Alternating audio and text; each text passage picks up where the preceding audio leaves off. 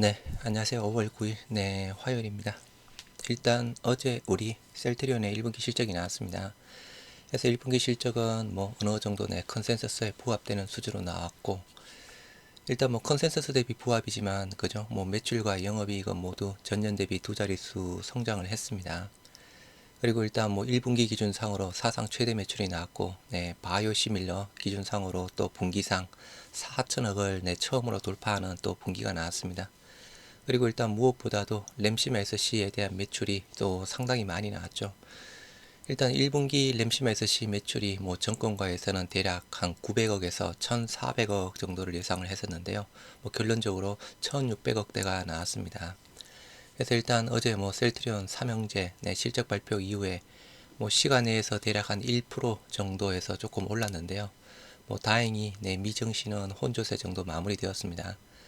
네, 다우가 마이너스 0.17, 그리고 나스닥 0.18, 그리고 S&P 500 0.05에서 혼조세 마무리되었고요. 일단 뭐 시장은 네, 큰 변수는 없을 듯 합니다. 그래서 셀트리온 삼형제, 어제 셀트리온 실적 기준상으로 오늘은 조금 네, 좋은 모습을 보여줬으면 좋겠는데, 일단은 너무 큰 기대는 하지 마시고, 한 최소한 한 2, 3% 정도만 올라가 줬으면 좋겠네요. 일단 유럽 증시 어제 네, 또 혼조세로 마무리되었고요. 영국이 0.98, 그리고 프랑스 0.1, 독일 마이너스 0.05, 0.05에서 혼조세로 마무리가 되었습니다. 일단 이번 주 스케줄, 일단 내일이죠. 네, 미국의 4월달 CPI, 그리고 목요일날 PPI 옵션 만기일, 이렇게 정도 보면 될 듯 하고요.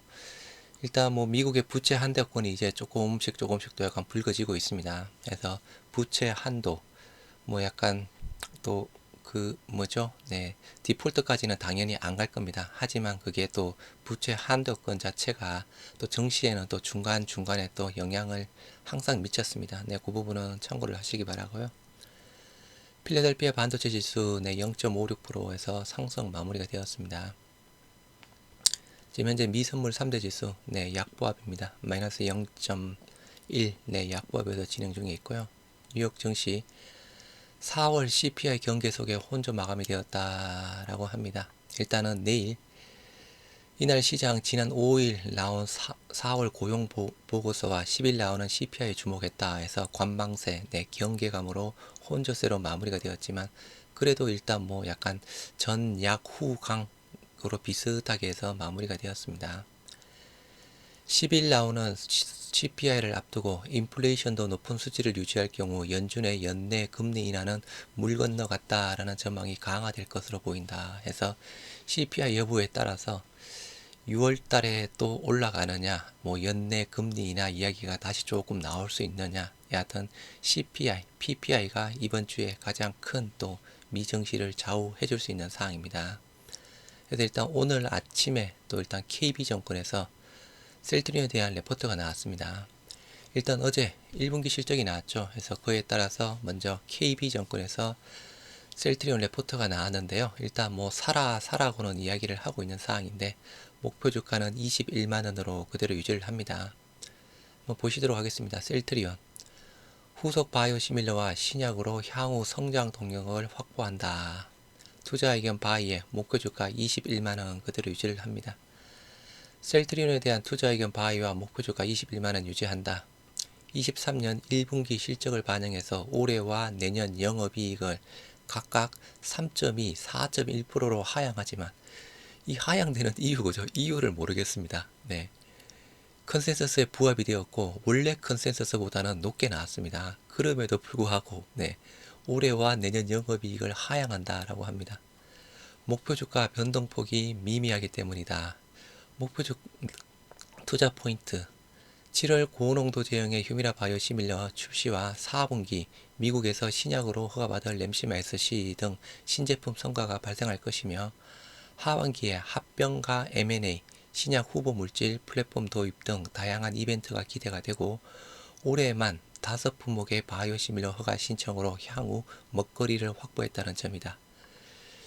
그럼에도 하향, 네, 여하튼 7월달 출시가 되는 상황이고죠. 삼성증권에서는 7월달 PBM 등재 여부 확인 가능하다라고 네, 그렇게 전망을 하고 있습니다. 1분기 매출액은 기대치 부합, 영업이익은 일회성 비용으로 소폭 하회했다. 매출액 어제 5,975억, 전년 대비 12% 증가했고 영업이익 1,824억, 전년 대비 41% 증가 기록했습니다. 매출액은 시장 컨센서스에 부합, 영업이익은 소폭 하회하는 수준이다. 요 컨센서스가 상향된 컨센서스입니다. 바이오시밀러 매출액은 전년 동기 대비 49% 증가하며 최초로 분기 매출액 4천억을 돌파했다. 특히 신제품 램시메드시가 유럽에서의 점유율 상승으로 최대 매출 품목에 등극했다라는 점이 긍정적이다. 영업이익의 기대치 하에는 진단키트 가격 하락에 따른 변동 대가가 발생했기 때문이다. 그럼에도 수익성 높은 램시메드시의 호조세로 영업이익률은 30%대 안착했다. 요렇게 하면서 그죠? 네, 큰 의미는 없다라고 해놓고 네, 영업이익과 올해 내년 영업이익은 하향했습니다. 바이오시밀러와 신약 두 마리 토끼 놀린다.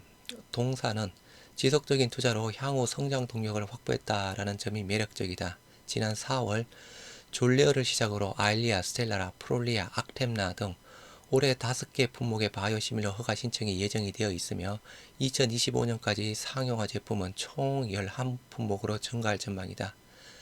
바이오시밀러 외에도 익수다와 피노바이오를 통해 ADC, 에이프로바이오와 이중항체, 고바이오랩, 리스큐와 마이크로바이옴, 지인 메디신과 항암 바이러스 등 다양한 신약 모달리티에 진출한 점도 높은 밸류에이션으로 정당화되는 요인이다. 그래서 일단은 큰 내용은 없습니다. 그냥 1분기 실적 레포트에 다 나왔던 사항이 있는데요. 조금 아쉬운 점은 1분기 실적을 반영해서 영업이익을 하향한다. 이게 조금 아쉬운 사항입니다. 그래서 목표 주가 21만원 그대로 유지를 하고요.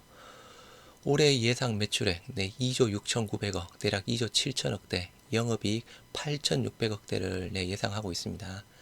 내년에는 3조 원 돌파하는 3조 1천억대, 영업이익 1조 원대 사항을 예상을 하고 있는 사항입니다. 2조 7천억, 8천억대, 약간 지금까지 나온 정권사 레포트들 중에서 조금 상단 쪽에 들어가 있는 겁니다.